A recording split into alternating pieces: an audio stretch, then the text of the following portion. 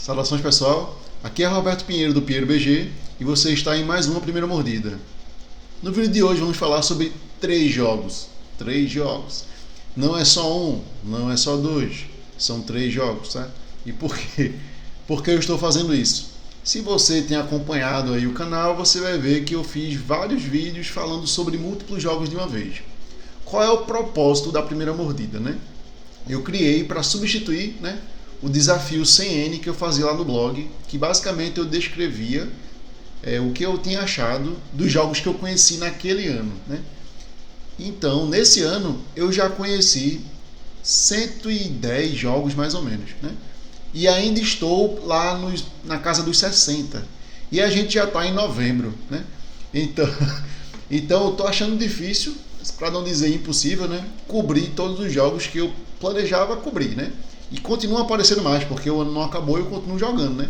Então tá uma situação precária e eu gostei de fazer um vídeo com múltiplos jogos. Fica um negócio mais rápido, né?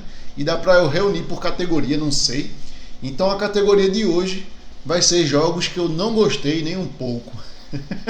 Você já tem um spoiler aí de um deles. E os outros dois vêm daqui a pouco, né?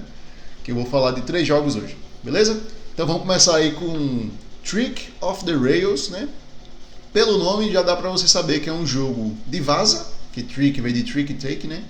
E Rails é um jogo de trem, né? Então tá na cara que o jogo se trata de um jogo de vazas com trem. É do Hisashi Hayashi, né? Que é o mesmo autor de Yokohama, que é um worker placement que se move os trabalhadores e tal. Bem, já teve edição deluxe e tal, bem conhecido. Tem o Bumby Busters, né, que é o lançamento dele, que ganhou o Spiel. Então estou muito curioso para conhecer, até porque ele é um cooperativo de comunicação limitada, né? Coisa que, se você me conhece, já sabe que eu gosto. E o autor também do Trains, que é um pool building, né? Você tem uma sacola e você está construindo ela com cubinhos lá. Ou não é assim? Não, confundi. Não lembro como é Trains, porque eu nunca joguei, mas ele é autor do Trains também, certo? Pois bem, o cara é bom, certo? Dá pra ver claramente que ele tem uns títulos legais e tal, ele tem umas ideias boas. E esse jogo aqui, né, esse jogo de vaza, ele tem as suas peculiaridades. Eu não sou particularmente fã de jogos de vaza. De fato, assim, eu realmente nem acho legal, tirando alguns. Sendo que eu já joguei tantos que eu comecei a pegar até algum gostinho por eles, tá? E aí eu consigo apreciar, porque agora eu entendo um pouco mais desse universo, né? Só que aí jogos de vaza, quando eles têm muita sorte e você tem que memorizar as coisas, não sei o que, eu não gosto. E esse é meio que o caso daqui, sabe? Deixa eu começar a botar imagens, né, para pelo menos explicar um pouco do jogo.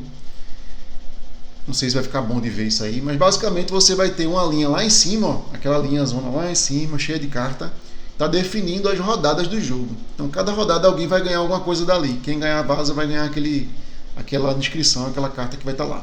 Que pode ser você colocar um trem nas trilhas, que pode ser você ganhar uma ação, porque ele é um jogo de mercado de ações e tal, que são as ações dos trens, então você ganha ponto de acordo com as ações que você tem no final do jogo.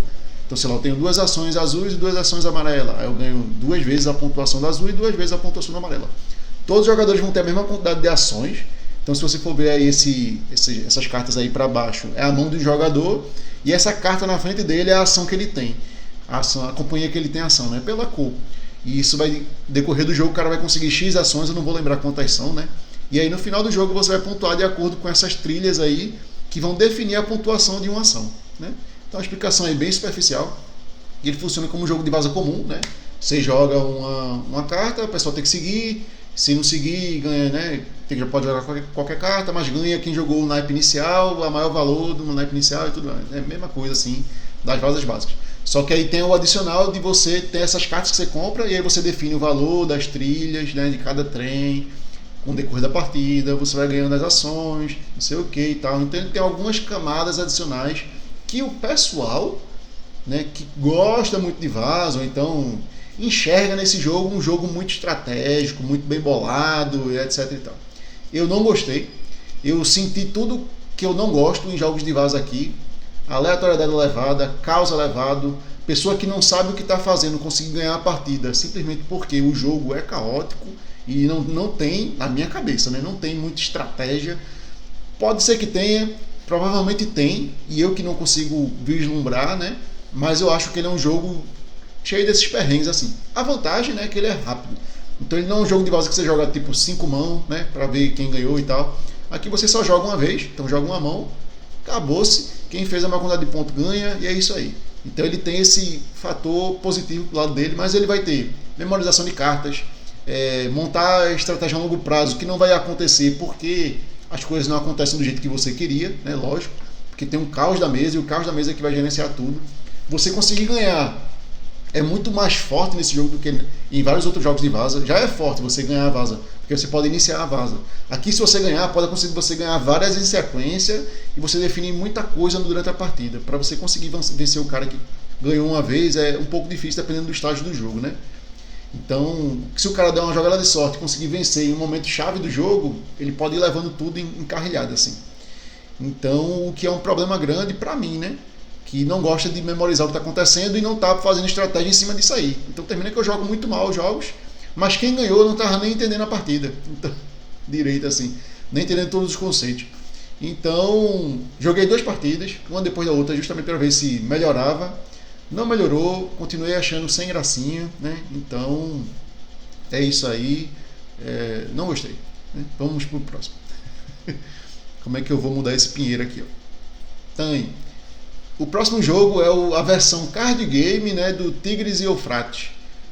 É engraçado, né? Porque hoje em dia tem acontecido muito, né? Você pega um jogo de sucesso, segue uma franquia dele, né? E aí você lança jogo de dados, jogo de cartas, jogo roll and write, jogo não sei o que, jogo duel, né? A moda agora é jogo duel. Mas aí muito antes de o pessoal começar a fazer essas modas, Rainer Knizia, né? Grandioso aí, já fez há muito tempo. Então o Tigres e Eufrates é de 97, o original, né? E esse card game é de 2005. Então, ó, faz muito tempo. Antes de entrar no hobby, o cara já estava fazendo a moda de hoje em dia, né? Pois bem, como é que o jogo funciona? Ele é similar ao original, ele tenta copiar o original, digamos assim. Só que ele usa cartas, aí fica um negócio meio cagado. Vou mostrar as imagens aqui para dar uma explicação breve. E aí tá assim, ó. Você vai ter essas cartas. As cartas não ficam assim nessa posição. O cara que jogou botou assim, não sei porquê. Acho que é para economizar espaço de mesa. O que foi? Eu achei uma ideia legal. Se eu tivesse visto essa foto antes, eu teria usado essa mesma ideia dele.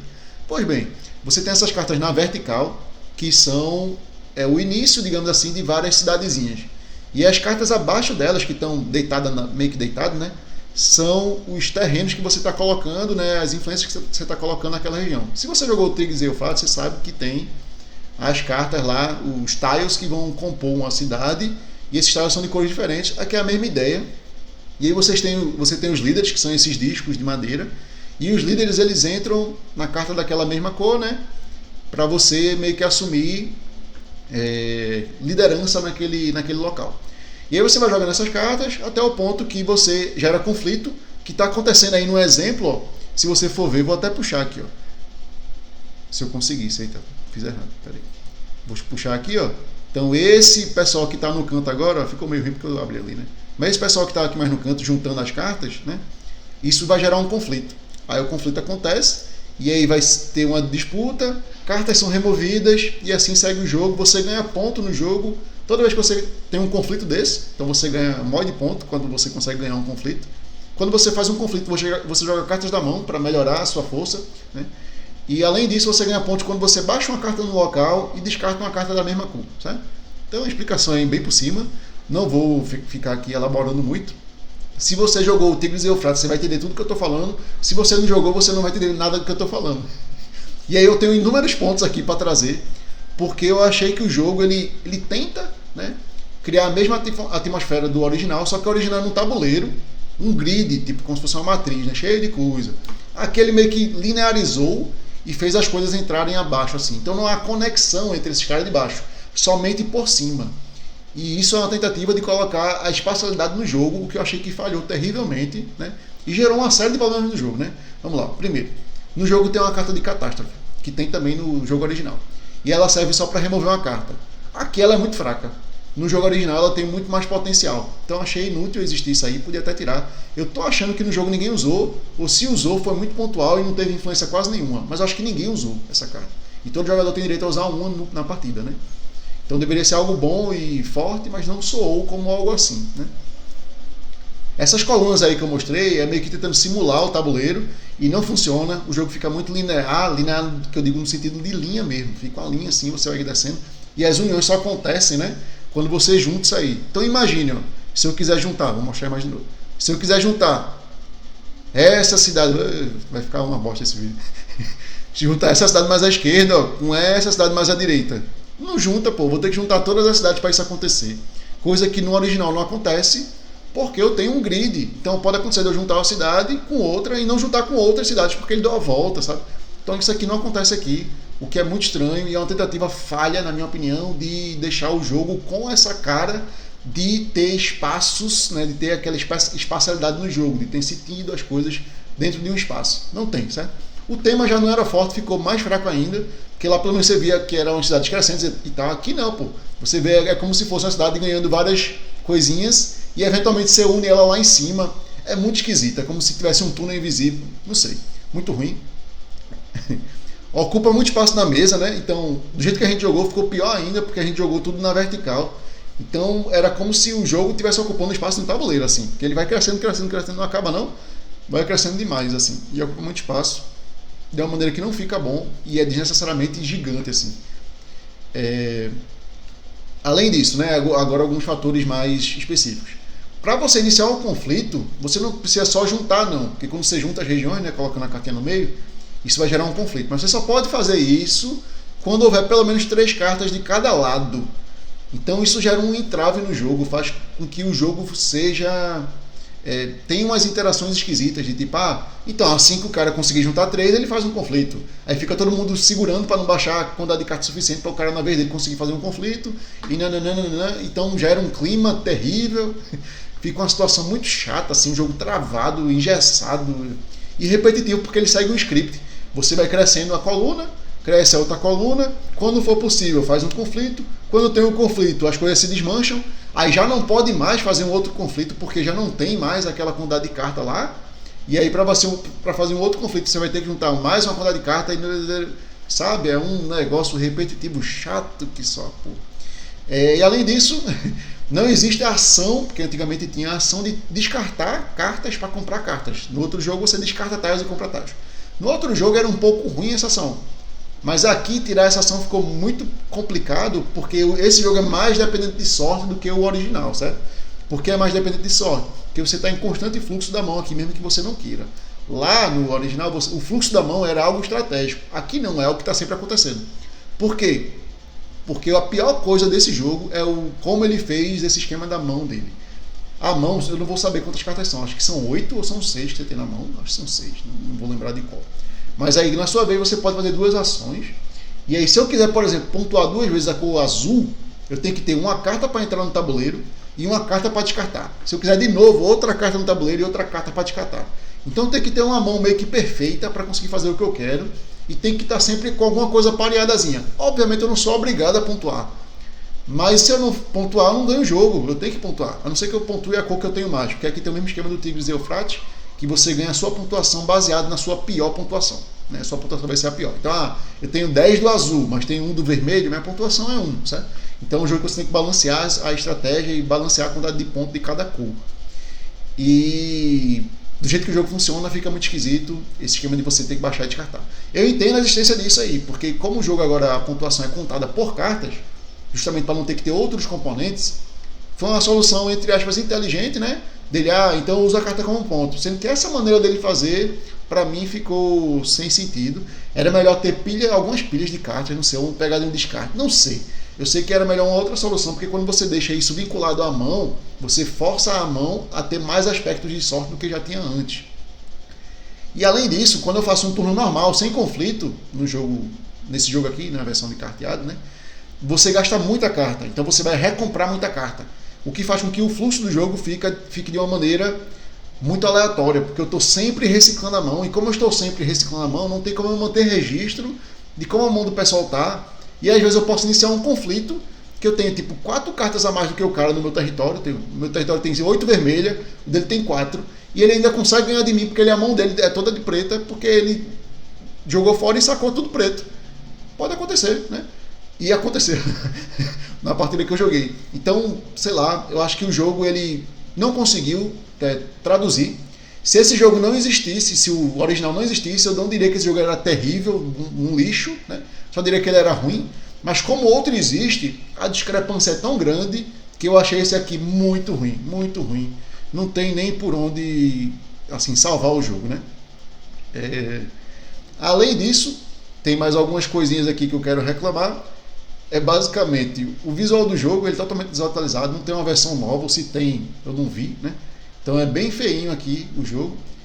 E para completar, ele meio que falha um pouco na questão de você conseguir fazer as estratégias para os conflitos ocorrerem no momento certo, justamente por conta desse aspecto de você não conseguir fazer conflitos em sequência. Então você fica muito refém dos conflitos dos outros para você montar a sua estratégia. Então termina que o jogo não tem estratégia, vira um jogo tático e de muita sorte, né? Resumidamente, não gostei, né? Como todos esses jogos de hoje. E eu não sei se eu citei, mas eu comecei do que eu achei menos pior e estou seguindo para os que eu achei pior, certo? Então, finalmente, chegando ao grande campeão da noite ou do dia, depende do horário que você está assistindo, temos aí esse joguinho aí, ó, Sport Dice Baseball, que é um jogo criado pelo Andy Jeremiah. Eu não sei se é assim que fala, mas é o que eu estou chutando que eu falo, né? Como é que o jogo funciona? É um jogo de beisebol, é um X1 só, um jogo de dados, certo? E você vai rolar uma série de dados, vários componentes aí legais, e você vai mexer as peças nesse tabuleirinho aí e marcar as coisas de acordo com as regras do beisebol. Eu não conheço o beisebol, então para mim não foi muito relevante, mas César, né, que foi quem me apresentou o jogo, ele conhece, então ele me explicou lá e tal, e deu para eu ter alguma noção do que estava acontecendo. Mas basicamente você rola os dados, seu oponente rola os dados, quem tirou a maioria do ícone, alguém escolhe o ícone, obviamente você vai escolher o que você tem mais, né? Que aí se você tiver a maioria, você ganha de jogador e ativa aquele ícone. E eu achei que o jogo não tem muitas escolhas, basicamente é rolar dados e enlouquecer, né? Então você rola dados e vê o que acontece, é meio que isso, foi o sentimento que eu tive. A única decisão do jogo é quando dá empate, se você usa ou não o token de desempate. Se você usar, você passa para o oponente, se você não usar, você fica com ele para o futuro, mas você perde, né? naquela rolagem, né? E essa única decisão do jogo não faz com que o jogo vire um jogo, né? Então é basicamente você rolar e assistir o que está acontecendo e acabou-se, sabe? O que eu acho muito triste, né, que esse jogo tem uns componentes excelentes, assim, são muito bonitos, mas o jogo é tão ruim, tão ruim, tão ruim, tão ruim, que ele nem nota dó dá pra ele, sabe? Esse aqui, realmente, ó, ele é muito pior do que os outros ainda tem algum jogo lá, esse aqui não tem nada lá, assim, pra justificar a existência disso aí. Não entendo. Aí por um momento eu fiquei pensando, será que a gente jogou alguma coisa errada? Eu acho que não. Aí eu fui até olhar a regra e tem regras avançadas. Talvez, se jogasse com as regras avançadas, eu visse algum sentido no jogo, né? Mas a gente não jogou, então infelizmente a primeira impressão que ficou foi essa, de que o jogo não tem nada nele, não tem nada de substancial, não tem decisões, não tem absolutamente nada que sirva. Então é isso aí. Foram 3 jogos que eu não gostei. Valeu, pessoal. Até a próxima. Tchau, tchau. O vídeo apresentado não explica o jogo, no caso, os jogos, né? Caso deseje entender o jogo, o manual deverá ser consultado.